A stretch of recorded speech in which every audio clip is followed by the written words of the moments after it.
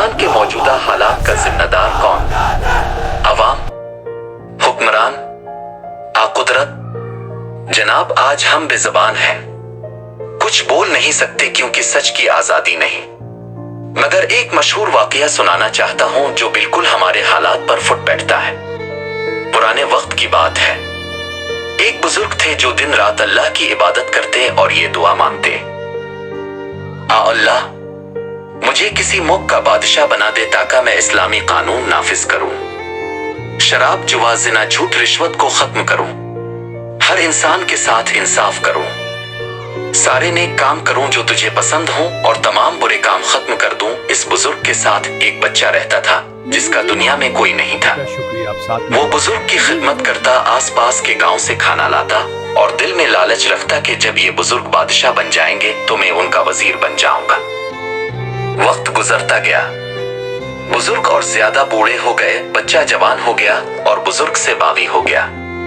अब वो कहता, इतने सालों से दुआ कर रहा है मगर कबूल नहीं होती। जब बुजुर्ग दुआ करते तो वो लड़का हिकारत से देखता और अल्लाह से दुआ करता, अल्लाह, मुझे किसी मुल्क का बादशाह बना दे, मैं गुनाहों को आम कर दूंगा, जगह जगह शराब खाने खुलवा दूंगा, जिना खाने खोल दूंगा, शरीफ लोगों को जेल में डाल दूंगा, चोरों को आजाद कर दूंगा, अलगर्ज गुनाह आम कर दूंगा। बुजुर्ग इसकी ये बातें सुनकर शदीद गुस्से में आ जाते और कहते, क्या तो काफिर हो गया है? किस्सा मुख्तसर ये कि एक मुल्क का बादशाह बहुत बीमार था और उसकी कोई औलाद नहीं थी। एक दिन वो मर गया। मुल्क के लोग जमा हुए और फैसला किया, हम शहर का दरवाजा बंद कर देंगे।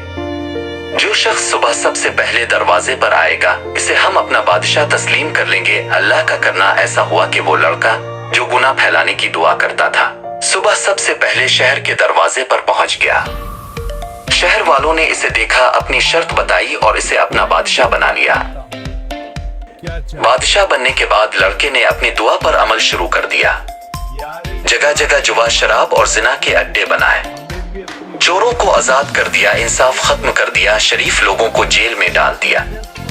शहर के तमाम लोग बहुत परेशान हुए और सोचने लगे, ये क्या अजाब है, अब क्या करें? तो शहर वाले इसी बुजुर्ग के पास गए जो अल्लाह वाला था, सोचा ये समझाएगा। उन्होंने तमाम सूरत हाल बुजुर्ग को बताई। बुजुर्ग नहीं जानते थे कि ये उन्हीं का लड़का है। जब बुजुर्ग दरबार में गए तो लड़के को देखकर हैरान हुए।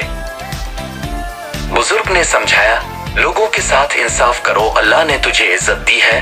तो वो लड़का जो अब बादशाह था कहने लगा, अगर ये लोग इज्जत और इंसाफ के लायक होते तो अल्लाह मुझे बादशाह ना बनाता।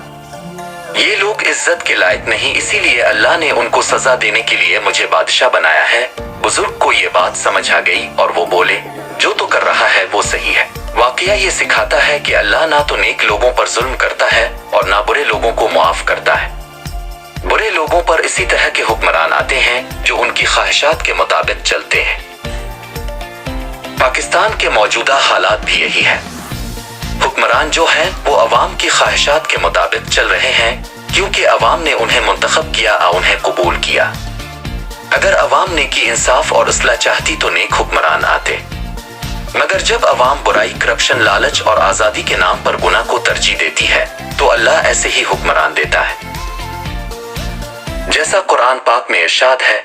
और जब वो अल्लाह को भूल जाते हैं तो अल्लाह उन्हें उनके नफ्स की तरफ छोड़ देता है। जिम्मेदार कौन? कुदरत, अल्लाह ने मौका दिया मगर अवाम ने गलत मुंतखब किया, बर्दाश्त किया। हुक्मरान तो वही हैं जो अवाम के मुताबिक हैं। अब वक्त है तौबा का, शऊर बेदार करने का, नेक दुआ और नेक अमल का। अगर आपको ये वाकया पसंद आया तो कमेंट में बताएं आपके ख्याल में हमारे हालात का असल जिम्मेदार कौन है। अल्लाह पाकिस्तान को हर बुराई से निजात दे और नेक आदिल हुक्मरान अता फरमाए। अल्लाह हाफिज।